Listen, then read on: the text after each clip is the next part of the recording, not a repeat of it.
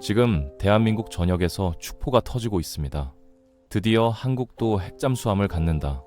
단 한 줄의 SNS, 트럼프 대통령의 글 하나로 역사가 바뀐 것처럼 보이죠.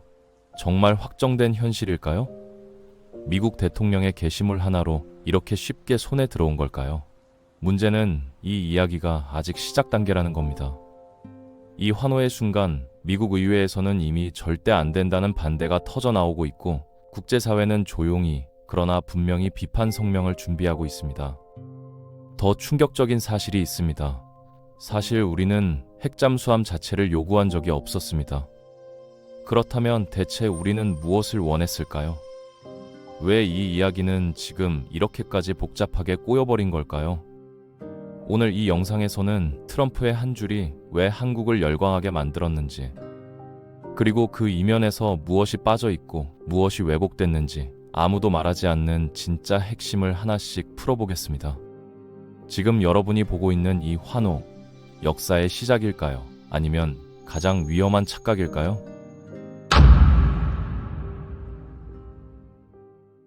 우선 핵잠수함이 뭐길래 이렇게까지 난리가 나는지부터 짚고 가야 합니다. 한마디로 말하면 핵잠수함은 바닷속 암살자입니다. 일반 군함은 수면 위에서 움직입니다. 위성에 잡히고 레이더에 찍히고 위치는 실시간으로 노출되죠. 반면 잠수함은 다릅니다. 물속 깊이 숨어 있다가 적이 전혀 예상하지 못한 순간, 전혀 예상하지 못한 곳에서 나타나 공격합니다. 전투기로 치면 스텔스기와 똑같은 개념입니다. 물이라는 매체 자체가 전파를 차단해주기 때문에 레이더망을 피해갈 수 있고, 음파 탐지 역시 특수 외장재로 대부분 무력화됩니다. 심지어 승무원들이 신는 신발조차 소음을 최소화하는 특수 재질로 만들어질 정도죠. 이 무기체계의 목적은 단 하나, 끝까지 들키지 않는 것입니다. 그런데 진짜 차이는 여기서부터 시작됩니다. 일반 디젤 잠수함은 연료를 태우기 위해 산소가 필요합니다. 그래서 일정 시간이 지나면 반드시 수면 위로 올라와 공기를 빨아들여야 하죠. 이 순간 잠수함은 가장 취약해집니다. 위치가 노출되고 사실상 무방비 상태가 됩니다. 하지만 핵잠수함은 다릅니다. 핵연료는 산소가 필요 없습니다. 이론적으로는 몇 달이고 계속 물속에 머물 수 있습니다. 식량과 승무원의 체력만 버텨준다면 말이죠. 이 차이 하나 때문에 작전 지속 시간은 비교 자체가 불가능해지고 적 입장에서는 추적이라는 개념 자체가 무의미해집니다. 이제 북한 상황을 한번 떠올려 보시죠. 현재 북한이 핵무기를 탑재한 잠수함을 개발 중이라는 정보는 계속 흘러나오고 있습니다. 만약 이게 완성된다면 무슨 일이 벌어질까요? 우리가 아무리 지상의 미사일 기지를 감시하고 있어도 사실상 의미가 없어집니다. 북한 잠수함이 바다 어딘가에 숨어 있다가 어느 순간 갑자기 핵미사일을 쏘아 올릴 수 있기 때문입니다. 이걸 막으려면 방법은 하나뿐입니다. 북한 잠수함이 기지를 떠나는 순간부터 돌아올 때까지 단 한순간도 놓치지 않고 추적해야 합니다. 하지만 디젤 잠수함으로는 불가능합니다. 중간에 수면으로 올라오는 그 짧은 순간, 추적은 끊기고 그 사이 북한 잠수함은 이미 사라져버리는 거죠. 반대로 우리가 핵잠수함을 보유하게 되면 이야기는 완전히 달라집니다. 24시간, 365일 북한 잠수함 바로 뒤에 붙어서 감시할 수 있고, 만약 핵미사일 발사 징후가 포착된다면 그 즉시 선제적으로 무력화할 수 있는 선택지가 생깁니다. 그래서 핵잠수함은 단순한 무기가 아닙니다. 이건 공격 무기가 아니라 전쟁 자체를 억제하는 전략 자산인 거죠. 그리고 바로 이 지점에서 한국의 핵잠수함 논쟁은 단순한 무기 보유 문제를 넘어가게 됩니다.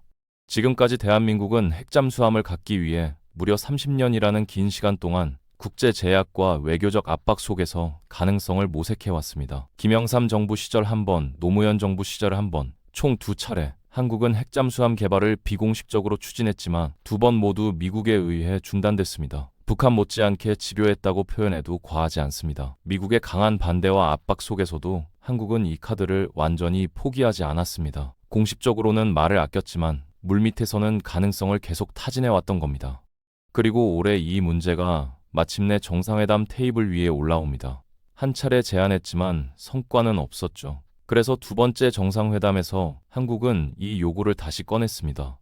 관세 문제에서 일정 부분 양보할 테니 대신 핵잠수함 추진에 필요한 핵연료 사용, 정확히는 우라늄 농축에 대한 제한을 풀어달라는 요청이었습니다. 기술과 설계는 이미 준비돼 있으니 허가만 있으면 바로 추진할 수 있다는 점도 강조했습니다. 그런데 그 다음날 상황이 예상과 다른 방향으로 흘러갑니다. 트럼프 대통령이 SNS에 올린 글 때문이었습니다. 내용은 한국의 핵잠수함 건조를 승인한다는 취지였습니다. 문제는 한국이 요청한 것은 건조 승인이 아니라 핵연료 사용에 대한 허가였다는 점입니다. 미묘하지만 결정적으로 다른 이야기입니다. 정부 내부에서도 혼선이 발생했고 현재까지도 미국 측과 정확한 의미를 확인하는 과정이 이어지고 있는 것으로 알려졌습니다. 트럼프 특유의 모호한 표현 방식이 사안을 더욱 복잡하게 만든 셈입니다. 이 시점에서 중요한 질문이 하나 남습니다. 과연 이 발표는 실질적인 승인일까요? 아니면 외교적 표현이 만들어낸 착시일까요? 전 세계를 통틀어 핵잠수함을 보유한 국가는 단 6개국뿐입니다. 핵무기를 보유한 나라가 9개국이라는 점을 감안하면 핵잠수함은 그보다 더 엄격하게 통제되는 전략자산이라는 뜻입니다. 기술적인 난이도도 높지만 무엇보다 정치적, 외교적 진입 장벽이 매우 높습니다. 만약 한국이 7번째 보유국이 된다면 국제 안보 질서에서 차지하는 위상 자체가 달라질 수 있습니다. 하지만 여기서 한 가지 반드시 짚고 넘어가야 할 부분이 있습니다. 한국이 오랫동안 요구해온 것은 핵잠수함 그 자체가 아니라 우라늄 농축에 대한 권한이었습니다. 우라늄은 농축 비율에 따라 용도가 완전히 달라집니다. 약 3% 수준에서는 원자력 발전소 연료로 사용되고 20% 이상으로 농축되면 핵잠수함의 연료가 될 수 있습니다. 90%를 넘어서면 핵무기 제조가 가능해집니다. 문제는 이 과정에 있습니다. 우라늄을 5%로 농축하는 기술과 90%로 농축하는 기술은 본질적으로 동일하기 때문입니다. 단지 시간과 횟수의 차이일 뿐이죠. 이 때문에 미국은 한국이 농축 권한을 갖게 될 경우 의지만 있다면 언제든 군사적 용도로 전환할 수 있다고 우려해왔습니다. 그래서 지금까지 한국에는 농축 기술은 있되 농축할 권한은 부여하지 않는 방식이 유지돼 왔습니다. 그러나 이번 사안에서는 이 권한이 갖는 의미가 단순히 핵잠수함을 넘어서게 됩니다. 권한이 주어질 경우 가장 먼저 달라지는 건 에너지 안보입니다. 현재 한국은 원자력 발전 연료를 전량 수입에 의존하고 있습니다. 국제 정세가 흔들리거나 공급망에 문제가 생길 경우 에너지 체계 전체가 영향을 받을 수 있습니다. 여기에 더해 소형 원자로 기술 경쟁력도 달라집니다. 소형 모듈 원자로는 차세대 전략 산업으로 주목받고 있지만 연료 공급에 대한 권한이 없으면 해외 수출과 장기 운영에서 구조적인 제약을 받을 수밖에 없습니다. 마지막으로 간과할 수 없는 문제가 사용 후 핵연료 재처리입니다. 현재 한국은 재처리 권한이 없어 사용이 끝난 핵연료를 그대로 보관하고 있습니다. 그리고 보관 시설은 이미 한계에 가까워지고 있습니다. 재처리가 허용될 경우 폐기물 부피는 크게 줄어들 수 있는 거죠. 그렇다면 미국은 왜 이 시점에서 태도를 바꾼 것처럼 보일까요? 지난 80년간 유지해온 핵 비확산 원칙을 흔들면서까지 말입니다. 핵심은 조건에 있었습니다. 트럼프 대통령은 한국의 핵잠수함 추진을 언급하면서 한 가지 전제를 달았습니다. 건조는 미국에서 이뤄져야 한다는 조건이었죠. 구체적으로는 한국 기업 한화가 최근 인수한 미국 내 조선소에서 핵잠수함을 건조하는 방안이 거론됐습니다. 이 방식이 현실화될 경우 생산과 고용은 미국에 남고 한국은 기술과 자본을 제공하는 구조가 됩니다. 장기간 침체돼 있던 미국 조선 산업을 한국의 생산 기술로 보완할 수 있다는 점에서 미국 입장에서는 분명한 산업적 이익이 발생하는 거죠. 여기에 더해 한국이 약속한 대미 투자 규모는 약 3,500억 달러, 원화로 환산하면 수백조 원에 이르는 수준입니다.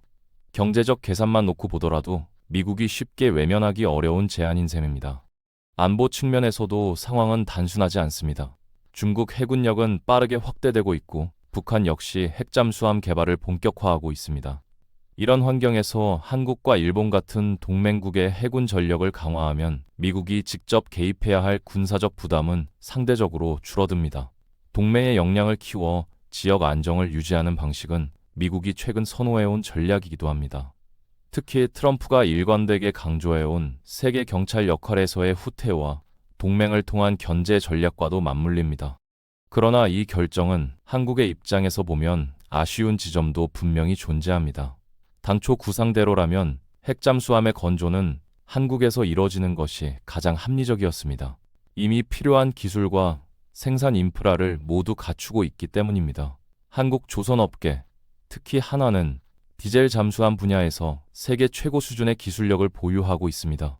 현재 한국 해군이 운용 중인 잠수함 대부분을 국내에서 건조해왔고 설계부터 제작까지 독자적으로 수행할 수 있는 역량을 갖춘 국가는 전 세계적으로도 손에 꼽힙니다.